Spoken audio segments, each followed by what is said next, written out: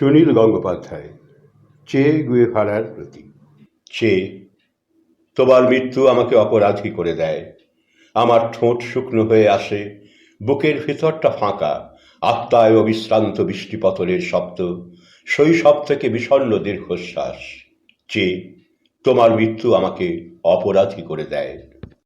বলিভিয়ার জঙ্গলে নীল প্যান্টুলুন পরা তোমার ছিন্ন ভিন্ন শরীর, তোমার খোলা বুকের মধ্যখান দিয়ে নেমে গেছে শুকনো রক্তের রেখা, চোখ দুটি চেয়ে আছে।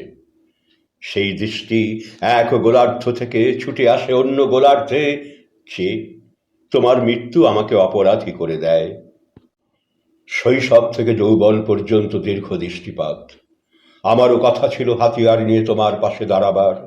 আমারও কথা ছিল জঙ্গলে কাদায় পাথরের গুহায় লুকিয়ে থেকে সংগ্রামের চরম মুহূর্তটির জন্য প্রস্তুত হবার। আমারও কথা ছিল রাইফেলের কুঁদো বুকে চেপে প্রবল হুঙ্কারে ছুটে যাওয়ার। আমারও কথা ছিল ছিন্ন ভিন্ন লাশ ও গরম রক্তের ফোয়ারার মধ্যে বিজয় সঙ্গীত শোনাবার। কিন্তু আমার অনবরত দেরি হয়ে যাচ্ছে। এতকাল আমি অপমান সয়ে মুখ নিচু করেছি, কিন্তু আমি হেরে যাইনি, আমি মেনে নেইনি।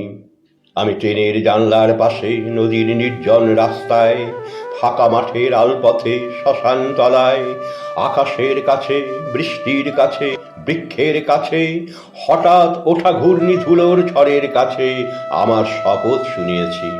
আমি প্রস্তুত হচ্ছি, আমি সব কিছুর নিজস্ব প্রতিশোধ নেব। আমি আবার ফিরে আসব। আমার হাতিয়ারহীন হাত মুষ্টিবদ্ধ হয়েছে, শক্ত হয়েছে চোয়াল। মনে মনে বারবার বলেছি, ফিরে আসব। চি, তোমার মৃত্যু আমাকে অপরাধী করে দেয়।